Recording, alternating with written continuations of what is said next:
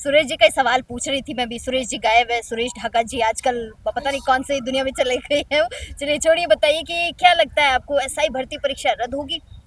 देखिए, हमें नहीं पता रद्द होगी नहीं होगी, सरकार के हाथ में चीज़ें हैं। लेकिन मेरा मानना है कि सरकार को युवाओं के साथ न्याय करना चाहिए, इसको रद्द करना चाहिए।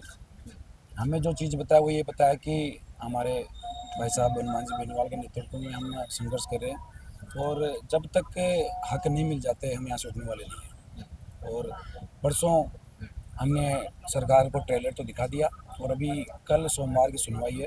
अगर अच्छा पक्ष में फैसला आता है तो अच्छी बात है, वरना 2-4 दिनों में फिल्म भी दिखा देंगे। और जब तक हक नहीं मिल जाता लड़ाई जारी रहेगी, चाहे 1 दिन लगे, 2 दिन लगे, 10 दिन, महीना, साल, हम यही बैठे हैं, बैठ रहे अच्छा, हैं। एक बात बताइए सुरेश जी, आप यूथ हैं, काफी दिन तो हो गए, एक 2021 की भर्ती है की बात आप लोग कर रहे हैं, तभी 25 आ गया, अब 26 आ जाएगी। काफी सारे युवाओं की तो एज निकल गई, काफी सारे हताश हो गए, कई सुसाइड भी कर लेते हैं, कईयों की मानसिक स्थिति भी खराब हो जाती है। अगर इसी तरीके से भर्तियां रद्द होती रहेंगी या पेपर लीक होते रहेंगे तो कहाँ जाएगा युवाओं का भविष्य, क्या है राजस्थान में? मैंने जब यहाँ पे अपना संबोधन दिया था उसमें भी मैंने यही बात कही थी। और क्योंकि चलो भर्ती कोई नहीं, चलो एक भर्ती नहीं होती, 900 कैंडिडेट, वो कोई बड़ी बात नहीं है। लेकिन ये जो भर्ती रद्द होना और पेपर लीक होना, ये पेपर लीक नहीं हो रहा जी, ये सरकार से लोगों का विश्वास लीक हो रहा है। और जब सरकार से लोगों का विश्वास लीक हो जाएगा, सरकार में, लोकतंत्र में लोगों का विश्वास नहीं रहेगा, तो ये प्रदेश की जो पूरी व्यवस्था है ये चरमरा जाएगी।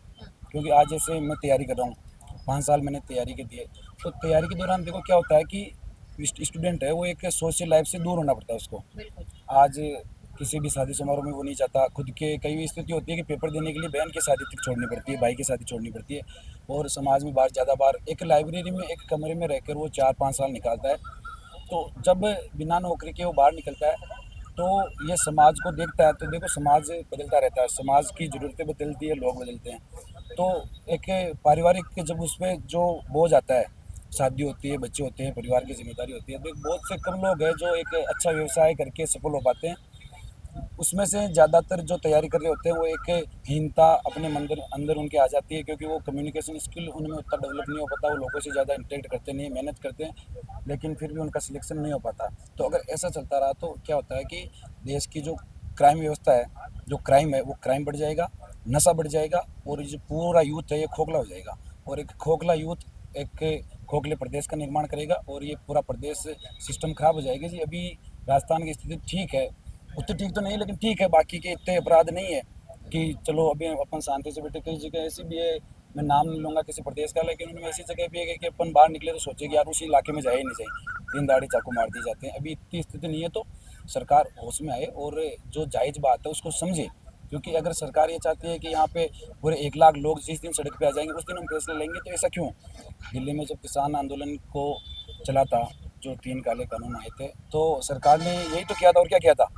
हठधर्मिता पकड़ ली कि अपन बैकफुट पे नहीं जाएंगे, तो जाना पड़ा।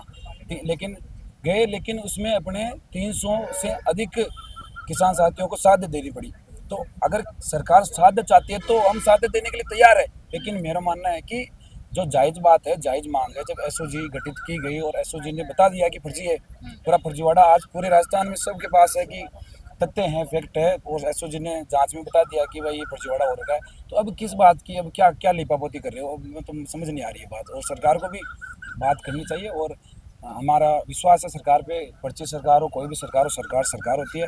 और वो हमारे सरदार भजन लाल जी, और हमें उनकी सरदारी पे पूरा विश्वास है, वो हमारे हकों में फैसला लेंगे। हो सकता है दिन लग गए उनको, कोई बात नहीं, लग जाते हैं कई बार, चीज़ें पक्ष में नहीं होती, और कोई दिक्कत नहीं, 5 दिन 10 दिन वो जब भी समय ले करें, लेकिन थोड़ा जल्दी करें। क्योंकि हमारे यहाँ मकसद ये नहीं कि लोग कहते हैं कि हनुमान जी अपनी राजनीति की रोटी सेक रहे हैं। तो देखो, अगर हनुमान जी राजनीति की रोटी सेक रहे हैं तो मैं आह्वान करता हूँ प्रदेश के तमाम उन नेताओं से कि जहाँ भी युवा के हक की बात होती है वो आगे आए और अपनी राजनीतिक रोटी सेकें। क्योंकि देखो, अगर आप युवाओं के हकों के लिए संघर्ष कर रहे हो और फिर अपनी आप पॉपुलर हो रहे हो तो अच्छी बात है, ये कोई गलत बात नहीं है कि आप कोई किसी के खिलाफ गलत टिप्पणी करके।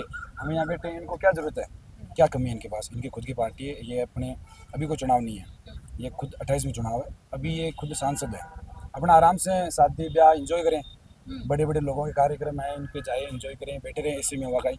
क्या ज़रूरत है? कभी आंधी आ जाती है, कभी बरसात आ जाती है, कभी धूप, 40 डिग्री तापमान आपको पता है, बिल्कुल। फिर भी बैठे। कल ही पंडाल उठ गया था, आपने देखा बार-बार होगा। देखा मैंने। देखा, तो फिर भी अपन बैठे हैं, संघर्ष कर रहे हैं। ठीक है, अब सरकारों को कई बार क्या होता है, समय लगता है, और युवा क्या थोड़ा सा, इस प्रदेश का युवा भी कहीं ना कहीं खोखला हो गया है।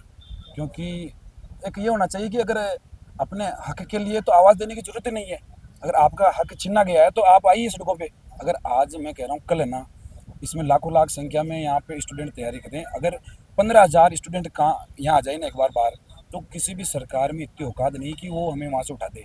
आके बैठ जाइए, भाई हमारी बात है, एसओ जी ने ये कर रखा है और इस पे ये कानून करो, बात खत्म, इसको रद्द करो और हमारे साथ न्याय करो। उठेंगे नहीं जब तक न्याय। लेकिन क्या होता है कि आज संख्या कम है, जागेंगे, धीरे धीरे जागेंगे।